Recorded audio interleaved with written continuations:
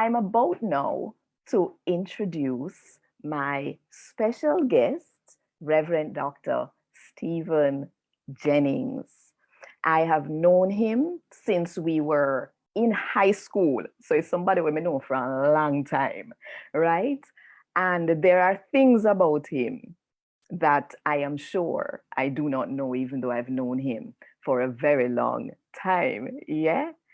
So, what we want to do, what I'll tell you about him, first of all, is that he is the pastor. Yes, let's get his face up there. So, he's the pastor of the Mona Baptist Church in Papine, Kingston, Jamaica. And there was a time when he was actually president of the Jamaica Baptist Union. He's also a lecturer at the United Theological College of the West Indies, which is connected to the University of the West Indies. And he is married. And I should be telling you how many children he has, but I don't want to make a mistake on that. So, right now, without further ado, Reverend Jennings, Wagwan, welcome to Crucial Conversations, Episode 7. Thank you, Sister Joanne, and greetings to everybody hearing this wherever you are. First, let me say it's a real honor to come on this program. And when I heard you giving your lineup of your previous guests, I said that, well, I'm not even sure if I'm worthy to be in that company, but I'm really, really honored because the work you're doing is very, very, can I say it, crucial. You can say it. But it is true.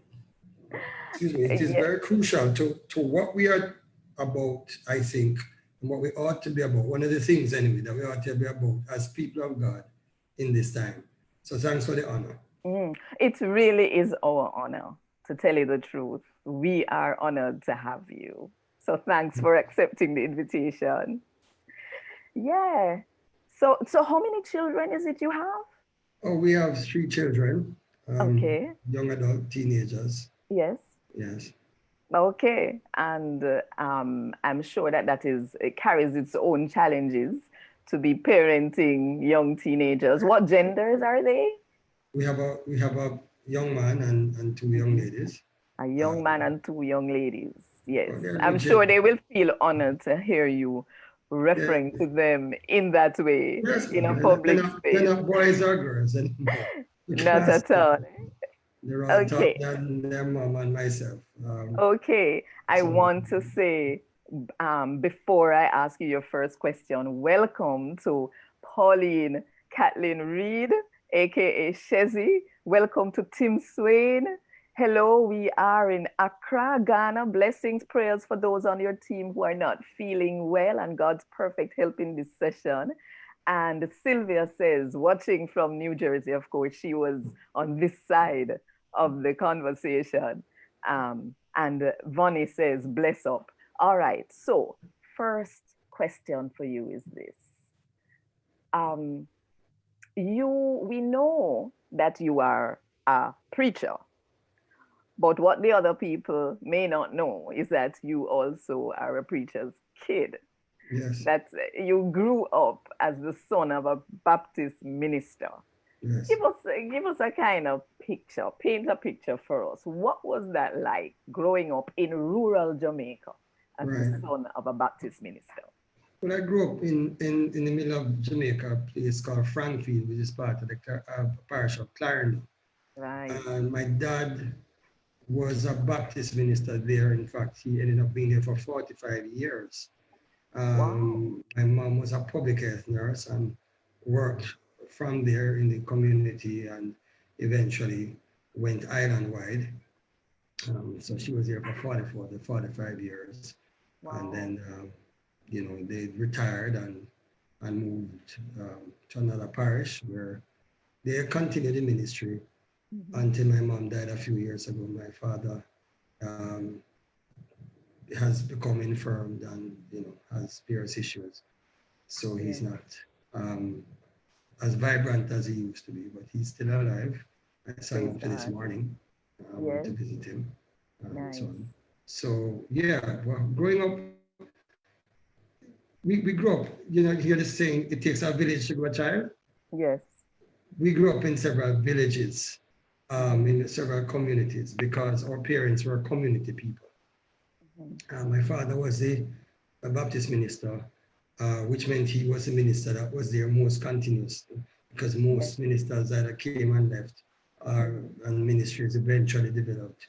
But he was also a community minister in the sense that everybody he was connected to.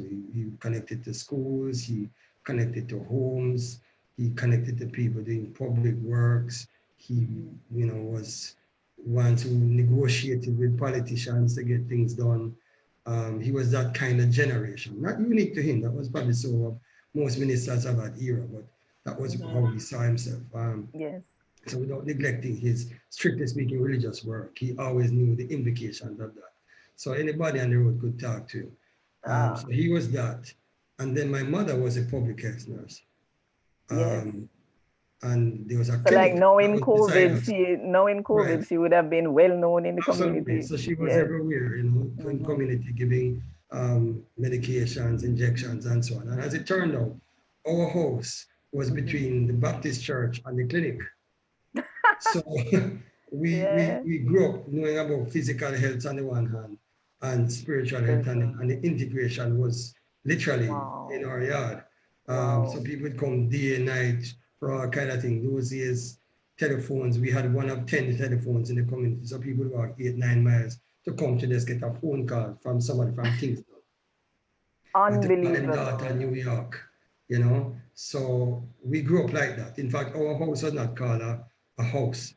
It was Yes. called a mission house, for we were Oh. constantly knowing that we were Mm-hmm. always on the Lord's mission in Yes. physical ways, in spiritual ways, in mental ways, whatever. So I still am getting, and my siblings will tell you the same thing, the blessing Mm-hmm. of, of, of people who have been blessed by the ministry of my parents. Wow. Solid ministry. You're practical people of God. We pray every day, we read the Bible, but it was never just about in the church building.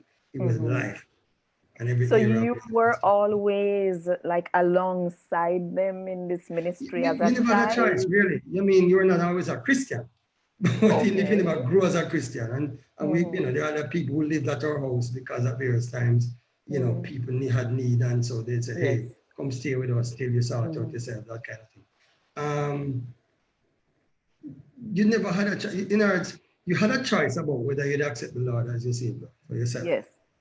but you never And had a choice. and This what wasn't, age were you when you did that? oh, I did that when I was consciously 5 years old.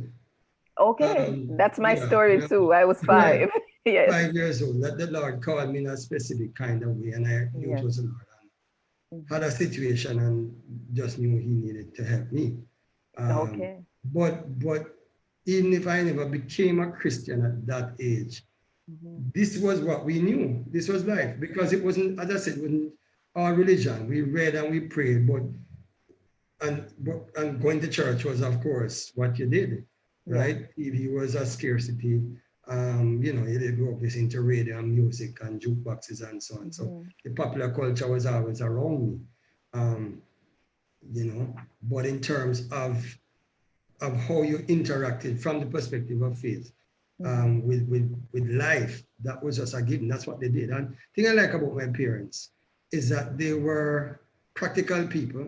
So Yes. it was not just theory thing or a Bible thing. They lived out what they believed, and they actually believed it. So even when you Really. wanted to stray, and I had my times when I wanted to walk away from this Christian thing, and I Mm-hmm. actually took steps to do it. I would say, well, no, I can't do that to my parents just yet. Wait till I'm a big man, then I do something. Okay. Because they actually, even if they were sincere around, they were sincere in my liquor. Yes. You understand? They, Yes. they, they obviously treated it with respect, and it was authentic for them. It was Wow. them life. It was a root of them life. You know, when we Yes. talk about Jesus every day, it's like, you know, but for them, you saw the love, Mm-hmm. you saw the care, you saw the advocacy for justice, you saw the working with the oppressed, Boy. the poor, the needy. This wasn't It something. I mean, people are people have a baby in my father car, come with a baby almost delivering, coming to nurse, and we take them in the night, carrying them to the nearest hospital, and baby go Yes. under the car. You know, that's the kind of ministry that they You had. I'm not know, saying that everybody is poor or destitute, but I'm saying in those days, they yes, understood their ministry to be a holistic ministry. right. And that meant the, every kind of person, every kind of situation. Once you can help, in the name of the Lord, you're going to help. Yes. And, And and, and it is so valuable to hear you give this testimony of your parents, mm-hmm. because there are many who don't have similar types of testimonies. And Yes, last week yes, we were yes, talking yes, about raising children and this kind of a thing. And here it is again. right. We're getting good, solid. Now, matters of the nature that we are discussing today, Mm-hmm. reparations, Right. are not is not a matter that I didn't grow up hearing much about, that, if anything, within the church space. Yes. And my understanding is that really where we are located, it's not something that's discussed in church much. So, what was your influence? How did you get to be so integrally interested and involved in this conversation? For me, long before it was reparation, it was about identity, black identity, Ah. right? Or who you were as a black person. Mhm. Again, I want to start with parents, but it goes all the way back to grandparents and people who grew up. Mm. We were always, as the families I came from, were Mhm. always strong on accepting who we were.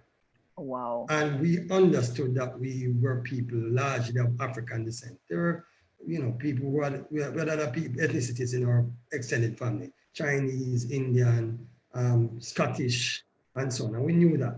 But Mhm. we embraced largely the African identity as our identity. We had people tracing back to Maroons and so on and so forth. The thing about Wow. my particular family that I Hold on, pause. You said we had people tracing back to the Maroons. You mean your family? mm-hmm, mm-hmm, mm-hmm. On Ah, my grandfather's side, my mother's grandfather's side, went back from okay. the Central Maroons. That's So, exciting. so that's what Yeah. he told me. He grew up with his grandmother, was an Mm-hmm. enslaved woman who herself had other people marooned and so on. So Ah, they, and so a told about this. part of so one of the ingredients in this whole thing then for Mm-hmm. you has been a knowledge of who you are and where you come Right, from. right. Because Ah. I mean, they would tell us anyway. You'd go see your Mm-hmm. grandparents and cousins and so on, and you'd Yes. hear different things. But from very early, I've been a researcher, so I would have interviews with my grandfather in 1971, and he Okay. would tell me how Jamaica's political party started and how he was a local organizer for one party. Mm. I'd go to the other grandfather and he would tell me the same thing. So Okay. we would on the other side. So Yes. you knew through the eyes of people who lived the experience that and Mm-hmm. I'm talking about I'm a preteen and I'm having these discussions. Never tape Wow. recorders to the extent we had, but I'd be writing down stuff. Right, because I'd be immersed myself 71, in stuff. we never reached high school yet, No, never. in We 71. never reached high school yet, Joe. But again, for me, I was always wanting to know, right? In fact, I would take it on myself to go visit with old people, like again going with dad and mom as they went on their journey, and Mm-hmm. just listen to them and talk to them, our older people. So I learned a lot because I had a very great developed history sense from early. Again, that is the Ah, reason for that because he was a historian, and by training and by orientation. So right. you learn stuff and you Yes. learn the value of the past.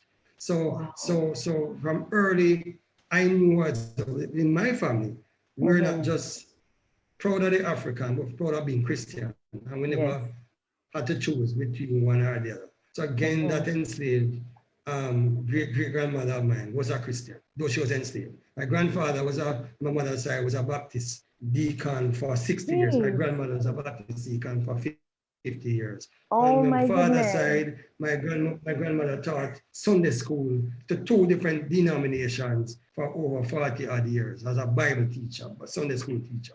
Um, my You parents couldn't were escape. Christians from early, Bible people, but they were African and they were Bible, Jamaica, African Jamaican, and they were Yes. Christian, and they never felt they had to make a choice. So that's my Wow. heritage. So for me, it's not like, boy, I come into this and, oh gosh, me ever try do some African identity thing latterly, or, whoa, the Christian thing, no mesh with being African. No, I was always this. I didn't always have the words articulated, but in terms of who I was and who I am, I don't have to make a choice between one or the other. That's just me, that's my heritage. So it's a Yes. question of how you work that out. So you do understand that you have a calling on your life Well, I'm because understanding that more and more, that Joan, it's in terms of not, this particular issue, yes. Because you I see, mean, one of the things that happens when you have my kind of heritage is that you take it for granted that everybody has it until you yes. run into the fact that for some people, it's a mountain to climb to say, I can hold on to this African thing and be a Christian, or I can be a Christian thing and that. Or you realize the Mm-hmm. demonizing of Africa as if European countries are Look Christian and here, Africa is evil, or that let if me you tell are, you. African, the Christian thing is a white man religion. It Mm-hmm. really, you take it until you run into that, you don't realize when you have my heritage how blessed you are. But Yes. I mean, I learned it early again as a teen, Mm. having to deal with guys who were wrestling with being Rastafari, and me Yes. myself wrestling with, should I be that or not? I Mm-hmm. realized that I had it good already. Yes. And Wow. therefore, without looking down on anybody or calling anybody names, I Mm-hmm. came from a place of strength. Yeah. Yes. You definitely did. Wow. I mean, I I am overwhelmed. I'm remembering, as I listened to you, I remember writing a paper entitled Can I Be Truly Jamaican and Truly Christian? And I wrote that Mm. paper in 2011. By that time, that is like 40 years after, you don't know already who you are Yeah. and what you are about. Wow, I just put in the comments section of the Facebook page, KW Facebook page, I just put the link to the KW Magazine e-store so that people who want to read the whole magazine and all Yeah. four magazines Right. Good can magazines. download it right there. And in this season, we'll also be able to get a copy of the MP3 files, a link with the MP3 files for the Come Make We Worship album, from which the theme song for this show is taken. So now, let us see if we can move along, because there is so much. You were fairly recently added to the National Reparations Council in Jamaica. Now, normally in Jamaica, as I'm saying, church and reparations typically is not a conversation there. But how did you end up In on a call?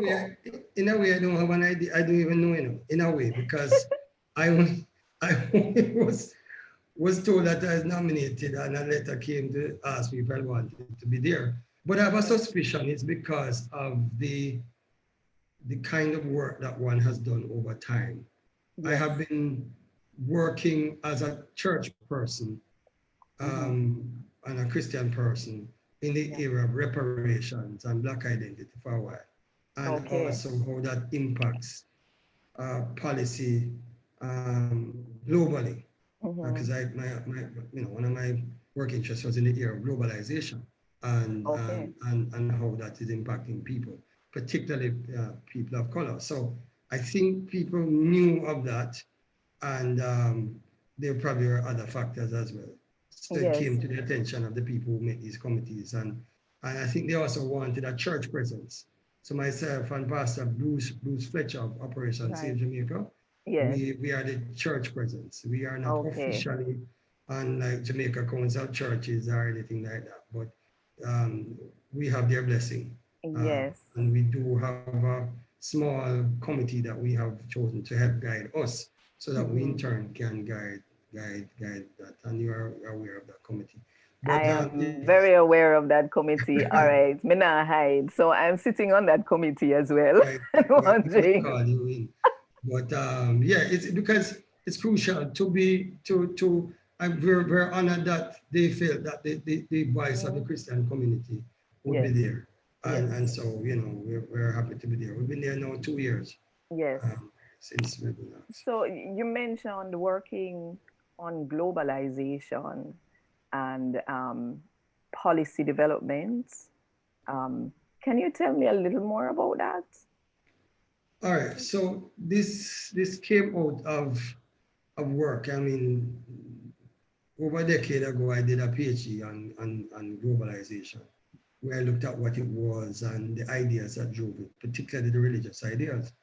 Mhm. Um, and out of that, we have been able to speak to church and state in different places to say, look, this is how this thing is Yes. impacting lives and people. So whether it's a sermon, a Bible study, a presentation, a paper, whether it's in Mhm. a congregational setting or a conference setting, and every now and again you do have opportunity to interface with private sector and public sector officials. You get to do that, not just here but globally. Um, so that has been part of the work, and Okay. I have also worked nowadays more and more with church and faith bodies trying to look at how the global system is impacting people Mhm. and how do we respond to it from a faith level. So it's in that Okay. context now that reparations Yes. will come back. But my original work was in the whole globalization and how it affects people. All right. So now, when you and the council talk about reparations, exactly what is it that you mean? Well, What? the council's remit is to Mhm. advise the administration, whoever is in power, on policies regarding reparations. And Mhm. reparations literally means to repair the damage that has been brought, Right. in this case, by enslavement and colonialism and the lingering effects of that, right? Mhm. So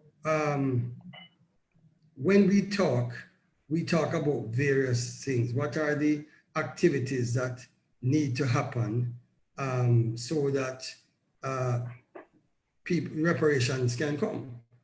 What are the ways? So that's one activities. The other thing has to do with like Mhm. public education. How can we get the word out to people Yes. so that they can be aware of what reparations is about and what their role ought to be in it? Mm. There's a wing of the a part, not a wing, a part of the reparations remit as well to advise the government in ways that they can interface with other governments and other agencies Okay. to say, hey, here is the case to be made for reparations, because by no means universal that people think that it should happen. There are countries, whole countries say, no way, Jose, we will give you Mhm. anything. We don't owe you, and so on. Yes. So governments have to keep doing their diplomatic thing, and we Yes. keep pressing the governments to do that. So there are many aspects of it. Publishing is one of them. Mhm. So booklets, books, but also publishing in this sense, Yes. being able to speak the word and to say this is what. So the Reparations Council has a lot of work to do. It's Right. it's not like a So full-time job or anything. yes. It's just an advisory body. And Yes. it has a broad cross-section of people, professionals, cultural Mhm. activists in the field, intellectuals, scholars who work on reparations, um, different people. Some have different faiths as well. Some don't come as faith people per se. Trade Right. unionists, are a part of it and so on. So it's broad-based, male, female, and you know, and this set of people are good people to work with. Ah, well, that's nice to know, especially since you have such important work doing Yes. together. Yes. Yes, we want to welcome Philbert Needham is in the room. Thank you for stopping in, Philbert. And we also, Rosie, who was helping us last week, and we didn't know we would need her to help again this week. Rosie is now inside the Zoom room. So welcome, welcome, Rosie, and thank you so much for helping us out at the last minute to field the questions and comments between Facebook and Zoom so that I can be fully focused on the conversation. So now, you talk about people of faith and people not of faith and people of different kinds of faith being in the room.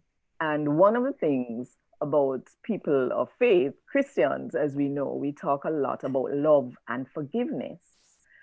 And there are some people who feel that if we are going to be asking for reparation, if we are going to be asking to be paid back for the damage that has been done to people of African descent, particularly in the diaspora, in this region of the world where we were taken and replanted, as it were. People feel that if we are going to be asking for this, it is a sign that we need to learn forgiveness, that we don't know about forgiveness, because forgiveness would mean you just say, it's okay, and you walk away. What do you have to say to persons like that? All right. I have much to say, but I need to say it succinctly. One, I am surely for forgiveness too. Yeah. But forgiveness must be on a basis of recognizing the wrong done. Mm-hmm. It's not, forgiveness is technically not forgetting it. Yeah. Forgiveness is releasing yourself and the person from having to always remember it.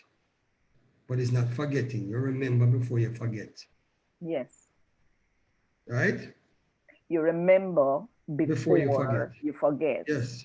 And you I know, mean, and I you can, say that if I if you hear the Apostle Paul, for instance, he says, forgetting those things which are behind, pressing to those things which are before. Right. But then before that, he says, I was this, I was that, I was that, I was that, I was that, I was that. But yes. I consider and make a deliberate decision not to allow those things of the past to continue to dog the present, but I press on upwardly. In other words, he was remembering first before he forgot. And forgetting don't mean that you don't remember it. It means you don't allow it to have the last word. Yes. So this idea of forgetting slavery like it never happened, or forgetting colonialism like it never happened, is foolishness. You have to remember before you forget.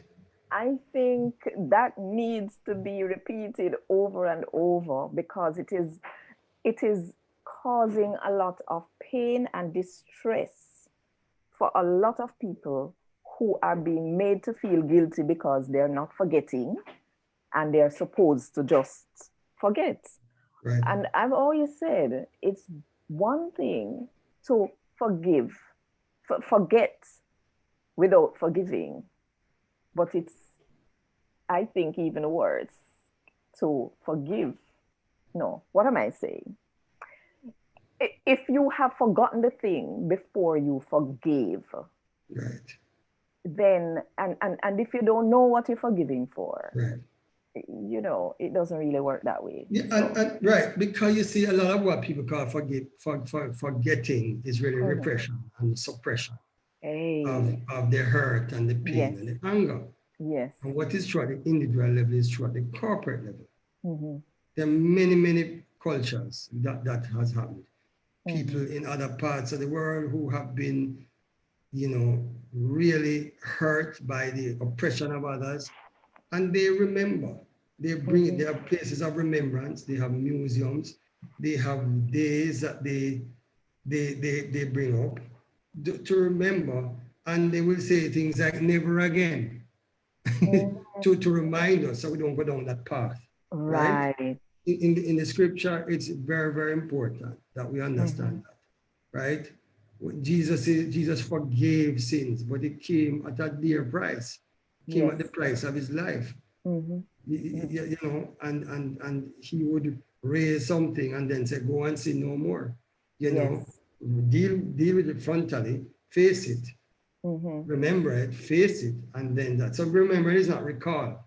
No. Remembering is to go through it, go through why it happened, look at Yes. the ins and outs, and learning the lessons from it, and then finally releasing it Whew. and releasing the person and Boy. releasing yourself from carrying that load to move Yes. on. So forgiveness is painful work, Yes. but it's Yes. There's a necessary lot of work. work. Very It's necessary. in that context now we can talk about reparation, because remember reparation, repair, it's to repair the damage. It's not Yes. monetarily is a part of it, but you deal with psychological, you deal with spiritual, you deal with relational, you deal with economic, you deal with social damage, you deal with religious and spiritual damage. It's a whole heap of things. And the thing is that we have not faced those things as we should. And the legacy continues. You see, if this was like 150, 160 years ago and it did over, fine. But bear in mind Yes. that when the thing happened, the legacy continued. Yes. I mean, It how continued. I And am, so yes. countries like people in the Caribbean have not potential because of that legacy. No, yes, that is so true.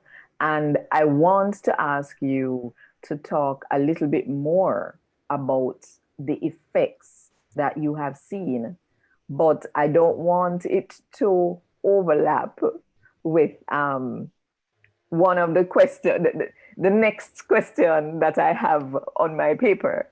So, but while before I get to that, there are some people online who are making comments. Pauline said, great answer. Forgiveness is not forgetting. And Tim Swain said, why do we believe it has, he's asking a question. Why do we believe it has taken so long for some African descendants to receive reparations, particularly those in the US, Haiti, and some other places in the diaspora? So you can think about that for a while. But what I wanted to say is this: you are a preacher. So we wanted to ask you to do what you do best and give us a little mini sermon on the biblical foundation for reparations, apart from the forgiveness that you have just explained. Biblical foundations for reparations.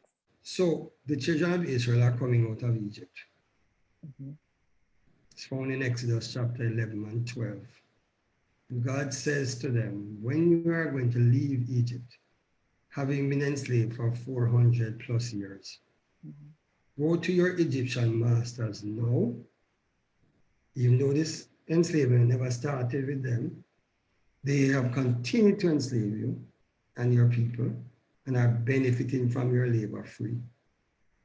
So when I am taking you out on the night of Passover, please go to them and ask them kindly to give you what they owe you. Don't kill them. Don't take it from them. Don't steal it. Just ask them because it is owed you. So the children of Israel did just that.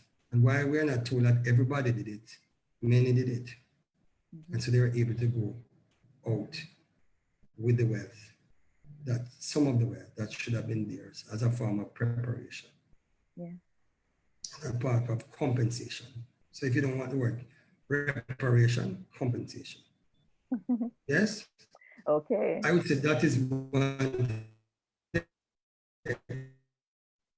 and the Exodus is so foundational to the entire Christian story, right? Yes, it We is. come out of the new life, we come out of our Egypts into our promised land, we come out of the old life into the new life.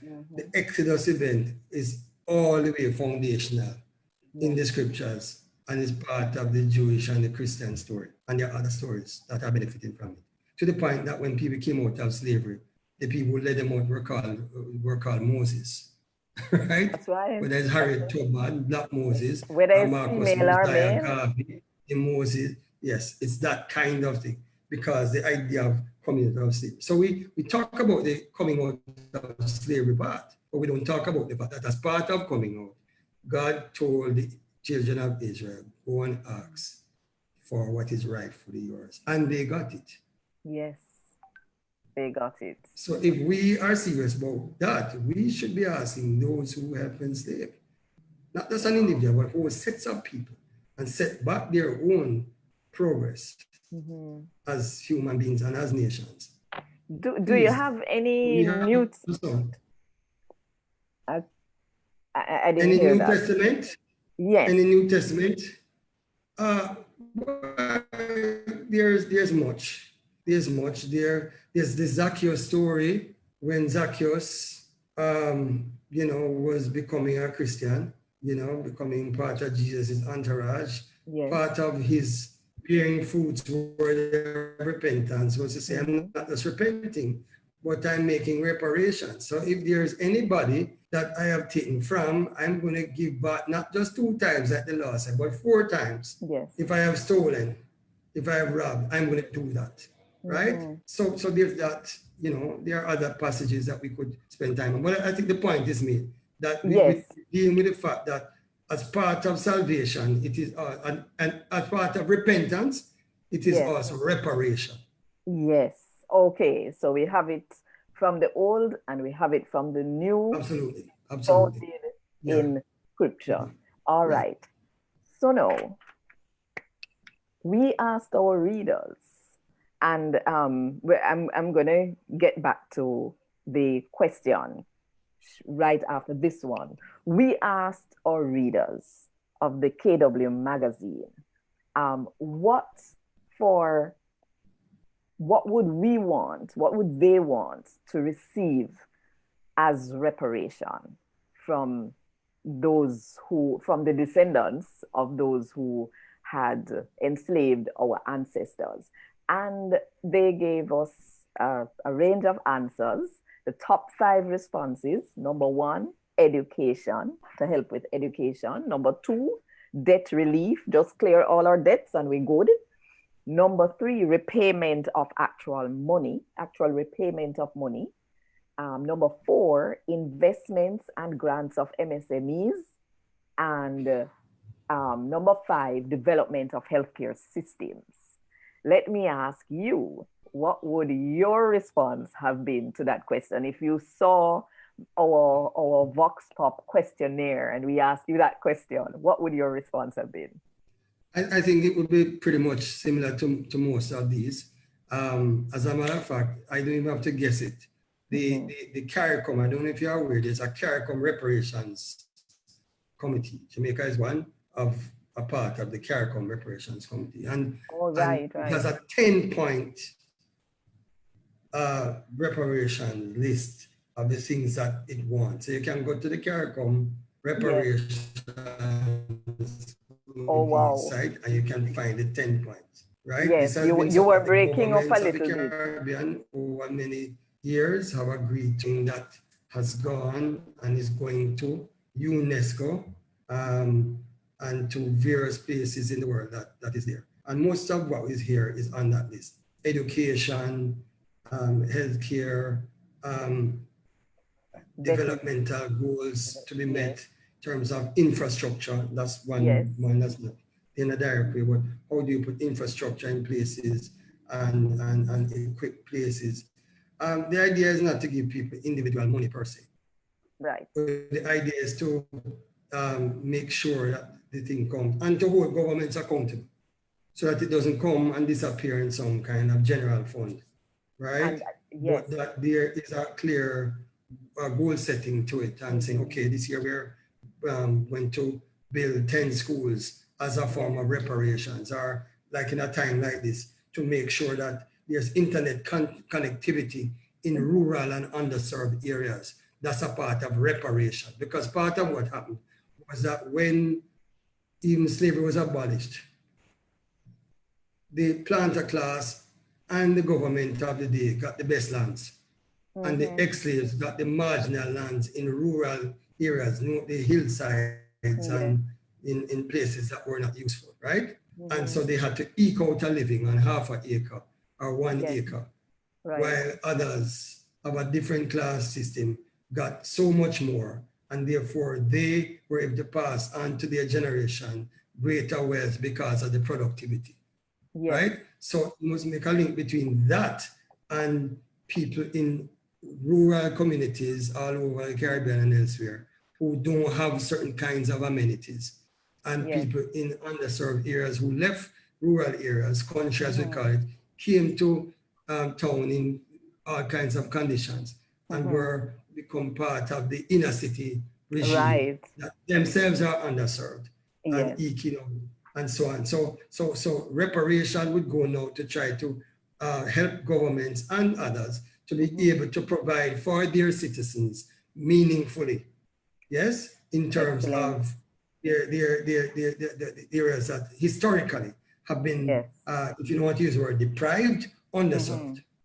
Right? So infrastructure of all sorts, not just buildings, but in our case, IT and so on, and things that can help people to have what they need for life. Now, Christians have a good ungodliness, because we now have a spiritual mandate, because you can have all infrastructure and if people's lives and hearts are not changed, you have problems. But it is true to say, if you don't have certain kind of infrastructure, it is harder to talk about godliness, because your day-to-day needs are not being met in any meaningful.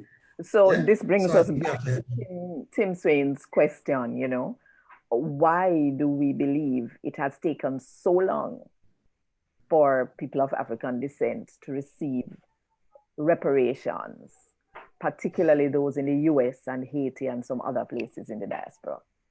Right. Well, the fact is that, Tim and everybody, historically, enslavement and colonialism, racism and classism and slavery were all linked and part of a wider racist world in which certain nations benefited at the expense of others. It's not just an individual thing, but it's a collective thing.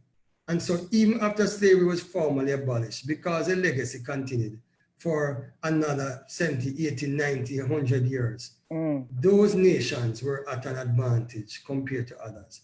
And they also were able to influence greatly the structure of what they call the international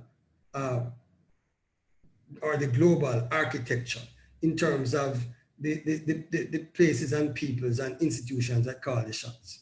All right? So they were able to say, okay, this must benefit us. That's right. Others won't get as much. All nations must advance, and whatever happens to the others is tough. Right? Because this is the human nature. People look out for the moon, and the moon itself is not simply because people are white. Black people do it too.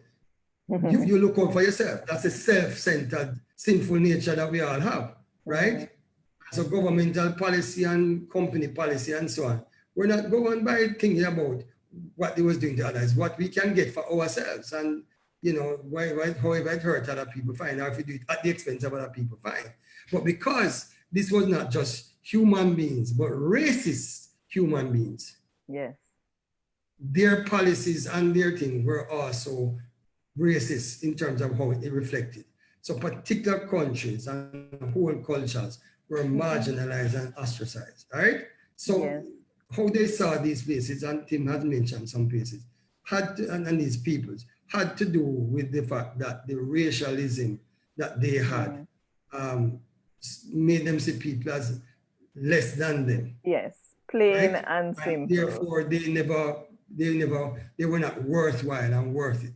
So you only make reparations to somebody you consider equal and human. Yes.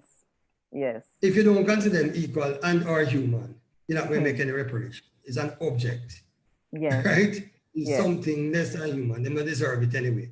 They're not equal to us. So they do unto others as you have them do unto you that Jesus talked about. They're not into that It's because not they're relevant. not others in the sense of human. That's right. So here it is now, it's not just now, but the challenge for reparations all the way through the world is for people to first and foremost see people as people. And I go back to my Christian upbringing. Part of what my parents instilled in me and others was that everybody is created in the image of God.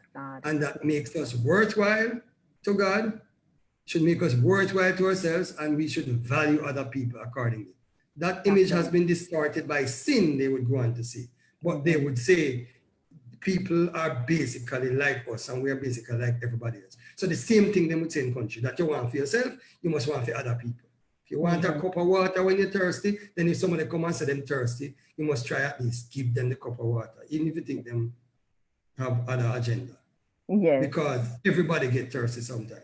Now, if people can see other people as people and recognize that they're at a tremendous disadvantage, not because of their own fault, but because of historic oppression and disadvantage, then say, just as how I would want my children to go to certain kind of schools, I would want it for people in X country or Y country. Therefore, if I have the opportunity to influence policy, I'm going to clamor for reparation. Just as how I want health care for myself, I should want it for somebody else's kid too. Just as I want opportunity for jobs for whoever, I should want it too. And so on. I think if we have that kind of thing, then we could get far in life. But if you don't see people as equal or valuable, you know, and therefore human, so I really appreciate that question from Tim, because it has brought us to the crux of the matter. Do we consider everybody to be equal? And if we don't, and so it's not even only a black and I want to say equal in worth. Because we're not equal in gifting, we're not equal in looks, we're not equal in health, we're not equal in how we see things. So it's not a broad equality, but it's equal in worth and value. If somebody is disabled, if somebody has challenges, they don't have a degree and you have a degree, that don't mean they're not equal to you in worth and value. Right? For God came and sent Jesus Christ into the world for all kinds of people. And he never just look and say, well, Samaritan, go about you dead a bush, me don't come for Jewish people. Or, woman caught in adultery, you can just be stoned because, I only come to save the righteous. No, he made a point of it. That comes to everybody, and everybody are sinners needing the grace of God.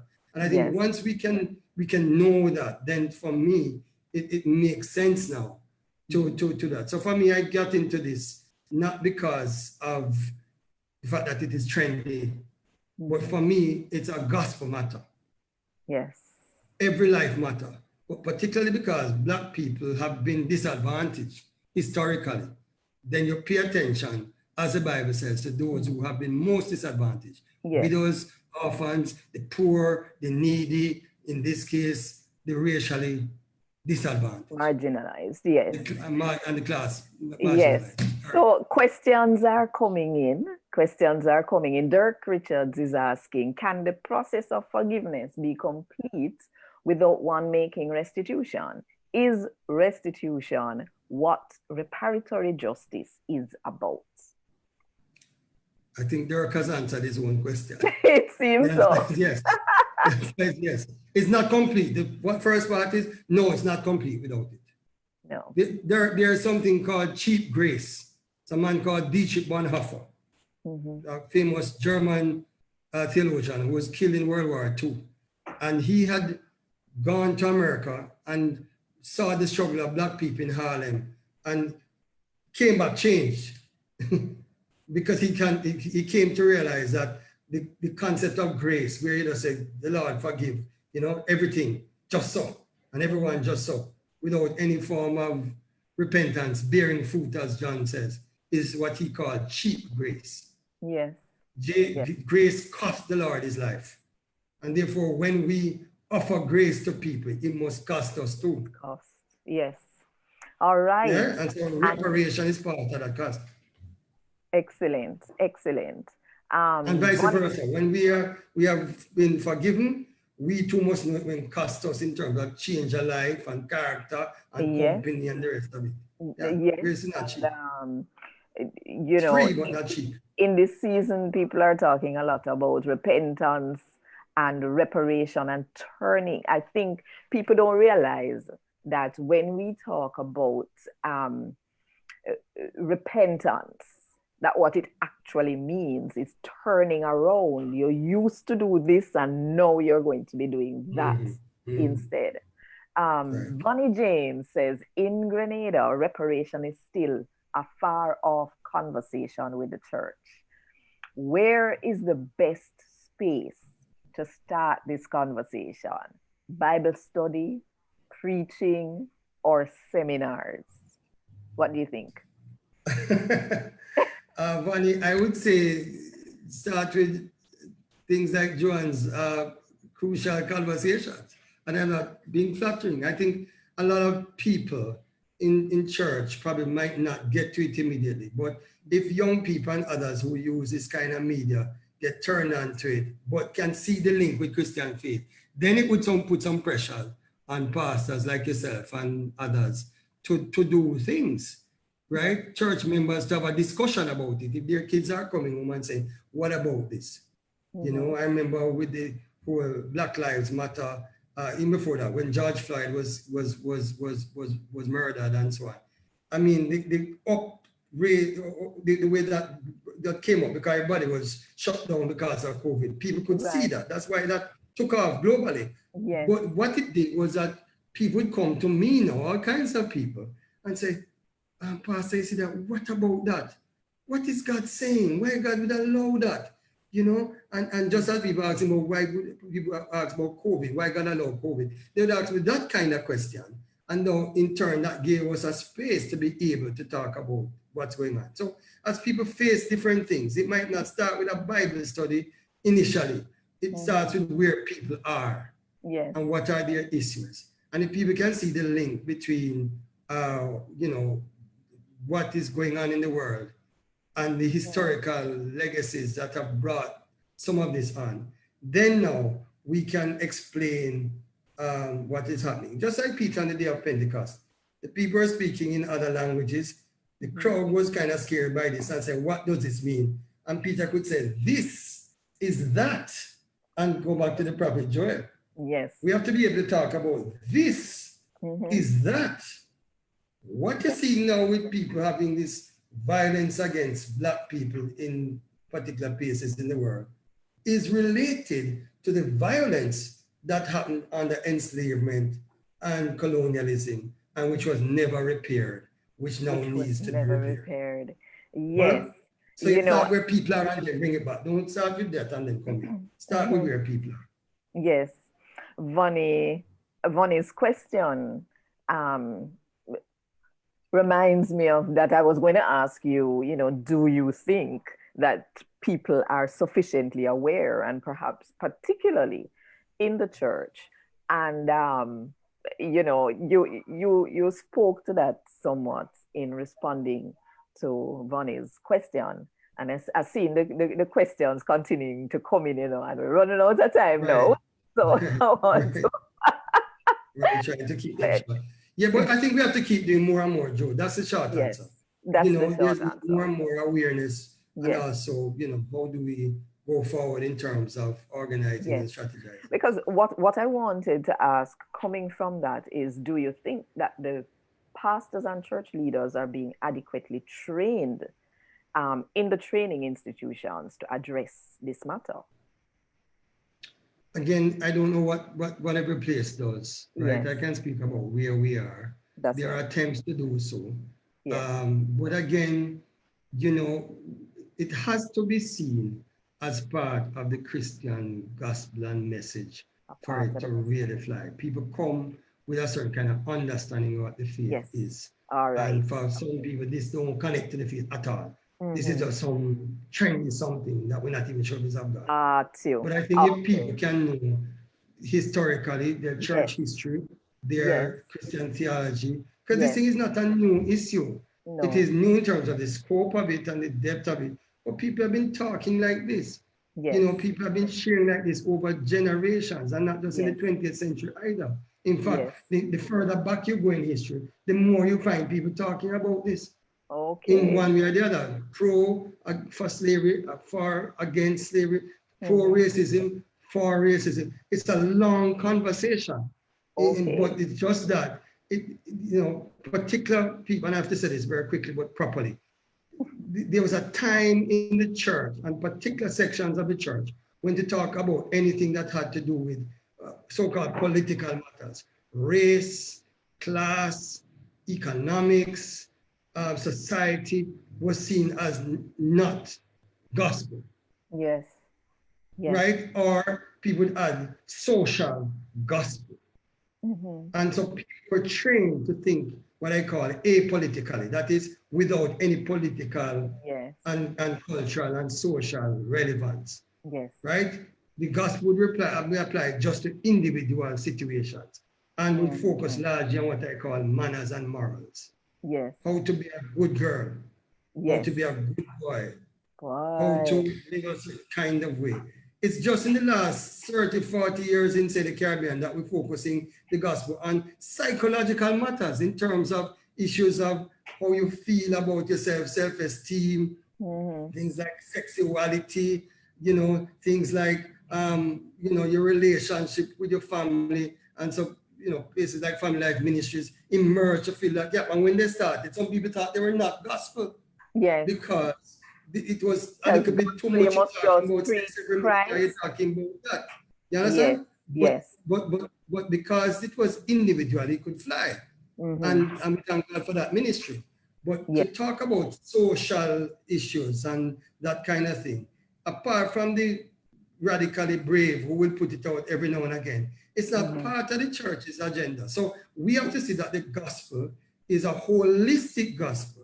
That it is the whole gospel, as I said to my churches some years ago, for the whole church, for the whole world. Yes. It has to be holistic in that sense. You can't leave it up to the certain people talk. You know, it's something I learned in the 70s. You learned it, Joanne, it dates us. If Christ is not Lord of all, he is not Lord at all. That's right. I learned that early, you know. Yes. I learned that early. If Christ is not Lord of all, he's not Lord at all. And so there is nothing off limits for the Lord. Amen. It's our spiritual life applied to the entire society. Some of us are stronger on social issues. Some of us are more on individual psychological issues. Some deal with family and so on. Some deal with racism and classism. But it's the same gospel. It's just we working in different corners. It's applied in different contexts. We're applying it because life is one big thing. Some people work in the medical field to figure out disease, how to solve COVID, to deal with it. We have to salute people wherever they are. Engineers, IT, people who are dressmakers, fashion designers, sports people. We need people everywhere. Yes. Influencing from kingdom values, what's happening. So this is just a kingdom value, but it is a very important one. Amen. Yeah, because it has not been addressed. Yes. Okay. No, Philbert Needham is saying some people may mix up reparation with repatriation. Please distinguish. All right, I will go ahead and distinguish this one. So reparation is repairing the damage, right? Which will have several forms, including monetary forms. Yes. Repatriation is people leaving from where they have been historically enslaved, or their ancestors, to go back to where they came from. So a famous thing of repatriation is people leaving Persia or leaving Babylon to go back to Israel. That was repatriation, right? So how can we sing the Lord's song, that strange land? Therefore shall the redeemed of the Lord shall return. That was in the Bible, repatriation.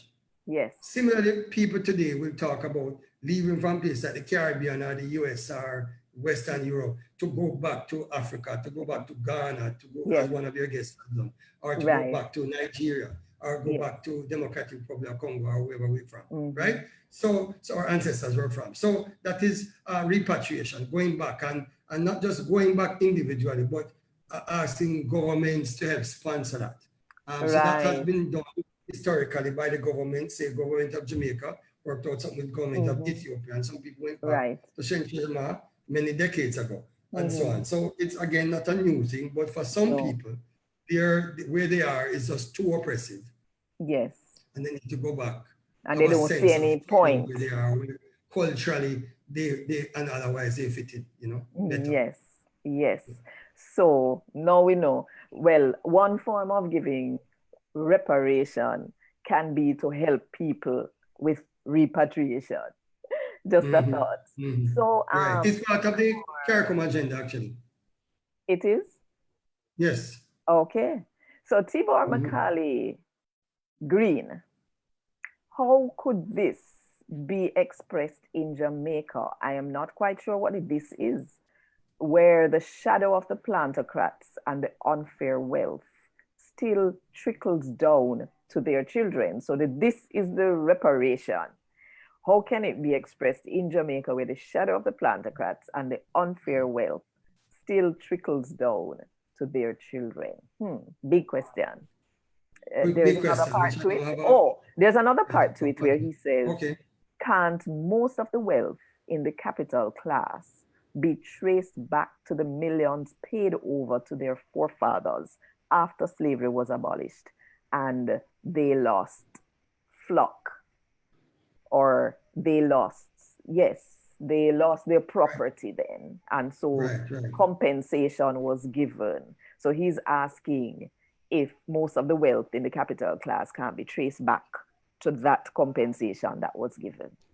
Again, I think he's answering his own question, right? The last one, anyway, Yes. because he's basically saying, yes, that's what has happened. So The therefore, he's truth, asking, though, how then do how we can you, right? deal with the That's a huge reparation question, in what the you said, Joe.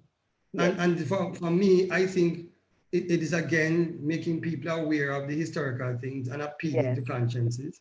yes, You can't go in the Bible's mandate is not to go in and steal no money or to demand money from people, but to say, guys, make a link between the privilege you have and the responsibility that you have, wow, right? Because yes, your privilege came at the expense of others whose descendants are still suffering from that deprivation. And in turn has caused all kinds of antisocial things in the societies. yes, Therefore, it is in your interest, but also morally, it is the right thing to do to share the wealth and not in a trickle down kind of way, right? Again, it might be infrastructurally that it does, that rather than just talking about it or just taking out money and give to people, saying, okay, I partner with government or a former NGO to make sure there's connectivity in an area, and or you that people know, have better housing stock, or that people have access to a quality kind of health care where they yes, are, because historically they have been underserved. All you right, know, we can help to create jobs. yes. So what is coming to me is that there are two sides to the whole making it happen deal, Right. because we, as in we who are the descendants of those who were enslaved, still are having issues with our own self esteem, still don't seem to realize what our worth is. And that is Mm-hmm. why I think that we are more open to putting out our hand to receive a handout rather than understanding what it is that we deserve and Right. that is not beg with begging. Mm-hmm. Mm-hmm. And I was reading this, I'm realizing now that what I'm saying is probably connected with this other question that Dirk Richards sent in to say, to what extent do you think the issue of reparatory justice related to one, self-esteem and identity among people of African descent, and two, recognition of Africans as equal to other races in their humanity. So I think you're saying it's two sides. I think one side is the people of recognition. African descent are identified with that, saying, hey, we are people of worth and value at the individual and corporate levels. Yes. The other side of it is saying to people who are not of African descent or who don't identify that, or whose life and blessings, if you prefer, come by virtue of being who they're from, historically privileged people, to recognize that as part of their own kind of growth in grace, that they ought to be people of reparation, right? Yes. Giving and sharing and so on. Like Zacchaeus was highly privileged, Yes. but he recognized that his privilege came at the expense. But even if it didn't, he still had an obligation morally to share, not to give what he could spare, but to share what he had. He still would have privilege and wealth in that society, but he would have less of a certain sort of thing and more of other kinds of things because he would have blessed others. And I think we have that responsibility as well. I think both sets of issues are not comfortable for people. Some people don't like talk about, race, class, this. It's, self-esteem. It's too challenging for them, right? Some people don't, that's their issue, right? I think we have to bear that in mind and work on that front. But on the other front of saying to people, look, if you're not of this and you are from the privileged grouping that have benefited from this, this is your responsibility. That is also part of the mandate. That is not comfortable to do or to ask people to do. But it needs to be done. But again, you see, this apolitical gospel that I've been telling you about has been there for so long that people can be Christians, be part of churches, part of Christian organizations, and yet take offense when this is raised, as if it's a personal attack on them, because they're uncomfortable about it. It's not a personal attack. It's really to say what Jesus says all the time: to whom much is given, much is required. So, for instance, he has given me the privilege of having a lot of education, formal education, right? And so that's been part of my blessing. Yes. Right? By the time I was 20 years old, I already had a first degree. Okay? With honors. Yes. Graduated from university by the time I was 20. Now, God has given me that kind of privilege. The blessing of that, the responsibility that comes with that is that I need to share what I've learned with others who don't have that. Yes. Yes. You understand? Yes. To whom much is given, much is required. So if God has blessed people economically, wherever it came, fair means or foul, there is a responsibility we have to share that with others in ways that are not just a level of handout, but what my African Americans would call a hand up. Hand up. To give people what it takes to be able to be empowered themselves. That man in the gate, you remember Acts 3:6? That the man was disabled, yes? And couldn't move. And when Peter and John looked at him and said, Save and go, have we none, but such as we have, we give unto you. In the name of Jesus Christ of Nazareth, rise up and walk. They didn't just speak the word, they gave him a hand up. Yes. And by the grace of God, the man was able to do the rest of it for himself. Deep walk and praise God. People don't want a hand out. Just give them a little change what we have.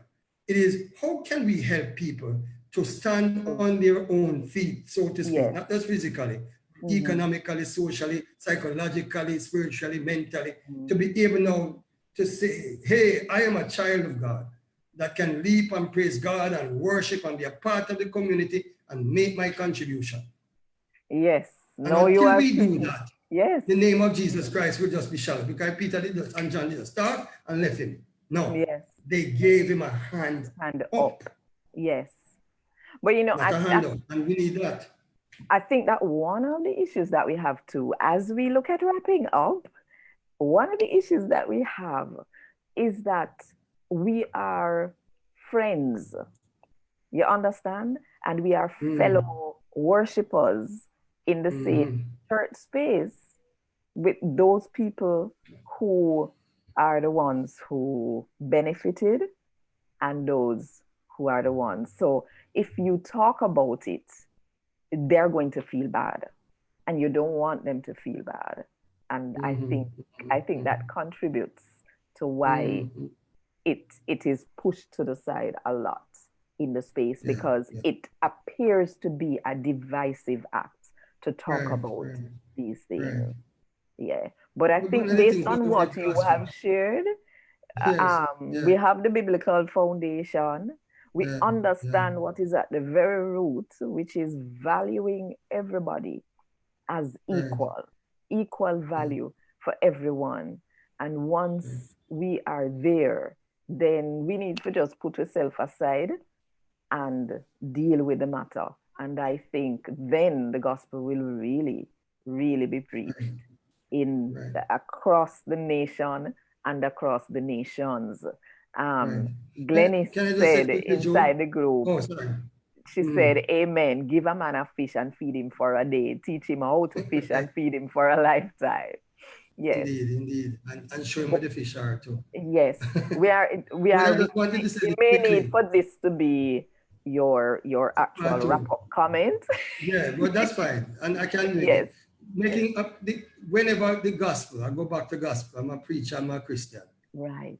Whenever the Lord speaks new truths to us, it's going to be uncomfortable. Yeah. It's going to be uncomfortable, wherever our issue is. Mhm. And we must therefore not run away from the discomfort, but ask God for the grace to see what He's saying to us. Because the gospel is meant to stretch us. It's not just meant to reinforce what we think or to just make us comfortable. There's a point for comfort, but there's a point for challenge. And this issue around reparation as part of a wider issue of reparatory justice and the matter of race and class and all of those things which you tend to sweep under the carpet is uncomfortable. It was very uncomfortable for me when I started to articulate it beyond my own immediate circle, because you're putting yourself out there and you don't want to offend people. But it's not offending, it's the gospel of Christ challenging us, because you see, unless we are challenged sufficiently to be moved to do something about it, we will not move from in ourselves. We will not be able to be moved to do something about it in the wider world and the lives of others. But once that fire is there, then the Lord will help us, I believe. Once we speak the truth in love, in a way that builds up, not tearing Yes, down, not yes, condemning, not criticizing, not pointing a finger, but saying, hey, this is excellent. a reality. You need to think better of yourself than you ought to think, Yes, because as a child of God, the low self-esteem is not what to do. Or you need to say to somebody in great privilege who not sharing, hey, part of the gospel is to share your possession, give it to the poor, and come follow Jesus. Then no, again, like the rich man, people might walk away very sorrowful, but it's a truth that we have to speak in love, because Jesus loved this man and said what he said. We have to know that if we're going to allow people's feelings to do it for us, we never do it. We have to walk by faith and not by sight. So do as the Lord said and do so. yes. Wow, that is an excellent it makes me feel stronger doing what I do. Hearing that last bit there, no watch, no face, pretty much is what you are saying. Just whatever God has told you to do, then by His grace, you will do it. Um, One more thing.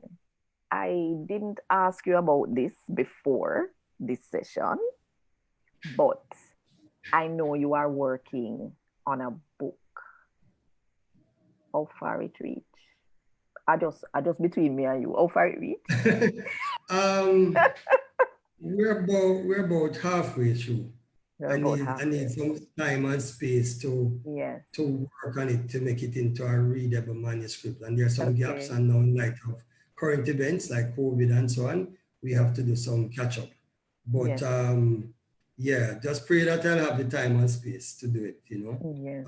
because it's that's you talk about the Lord asking me to do something. That's something the Lord is asking me to do, and I say yes, Lord, but I don't know how this space and time will come, because it requires you just sitting at it every day for a Yes. couple of months to getting Yes. it done. So you pray for us, but it's about, I would say, about 40-50% there in terms of the basic material. I'm doing other books as well, So I Oh, kind of, but I want to, I'm trying to work with her to on his timing. And I think so this that particular one, particular it's a book one. about race, class, but particularly from the perspective of Jamaican and Caribbean people of faith.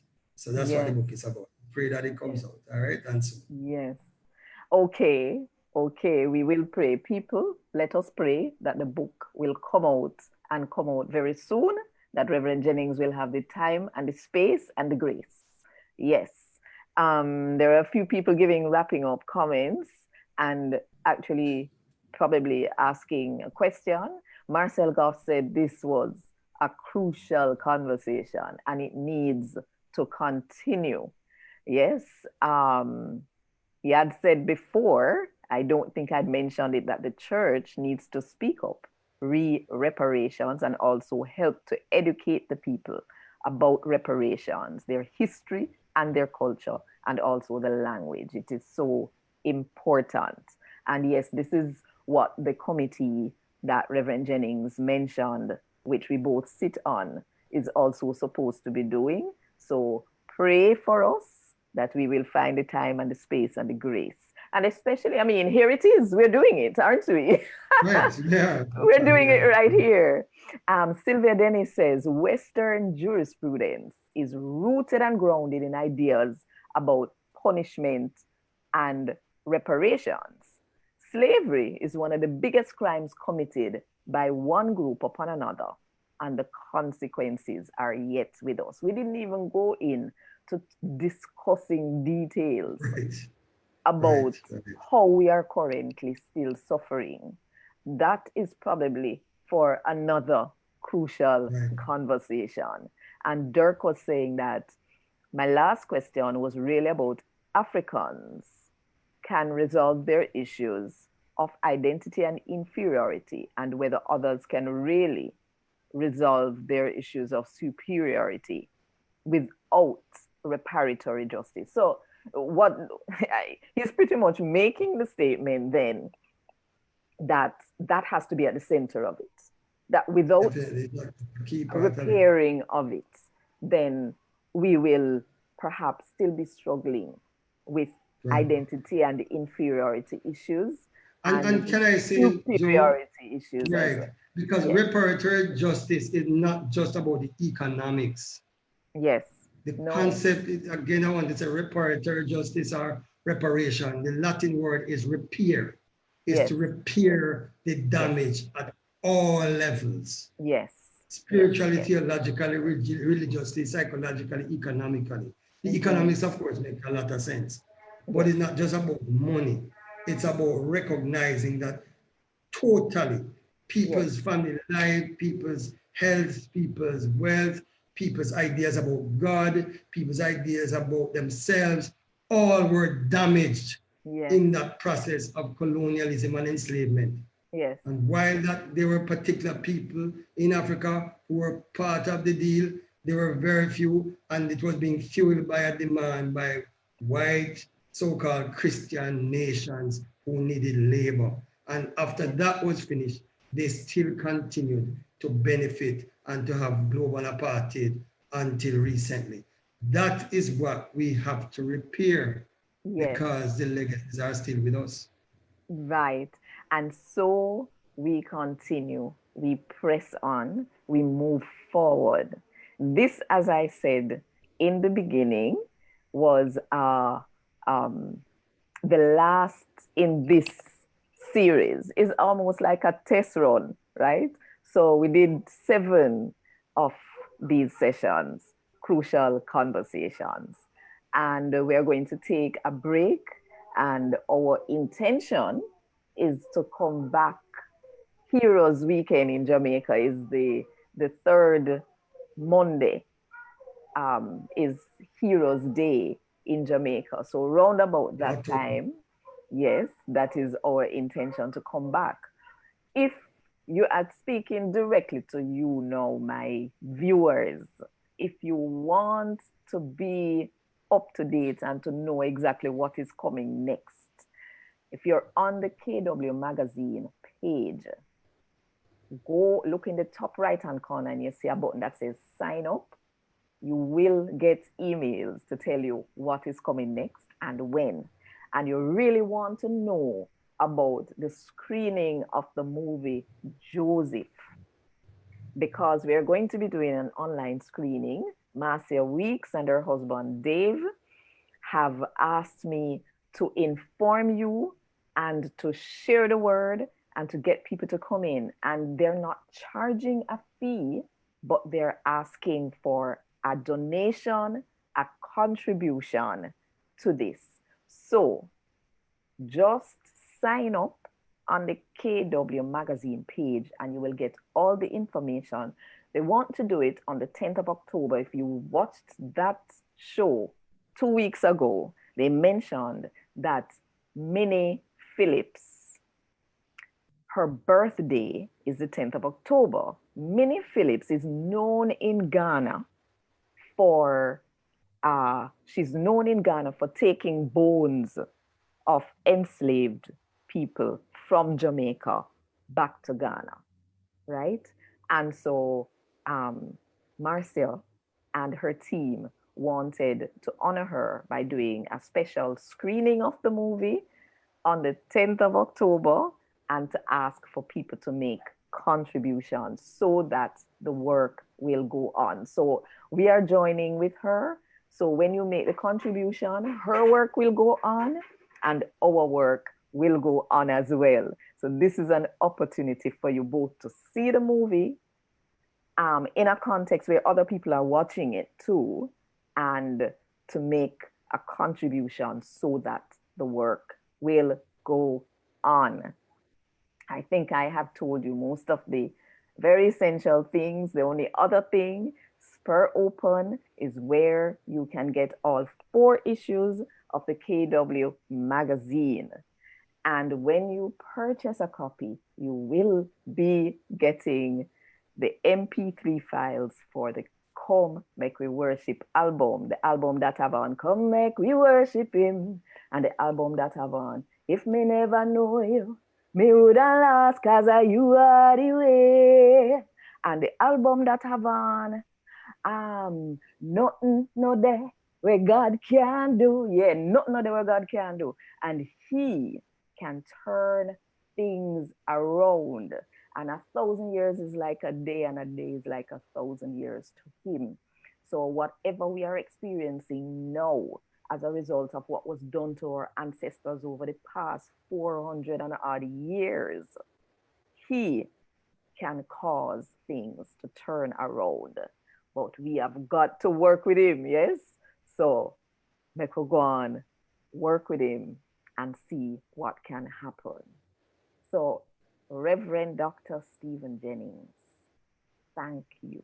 Thank you so much. Thank you, my sister. For the time, the energy, the work you've put in, and the fact that you made yourself available to come and talk with all of us here today. We really appreciate it. And so, people, may I beg God to bless you and keep you. May I beg Him to smile upon you. May I beg Him to show you in love, even though none of we not deserve it. And may I beg Him to look upon you and go no in peace today and tomorrow and the next day and the next day. Uno walk good and one love. And remember, share the video with all the people who need to see it. All right? Walk good. Blessings.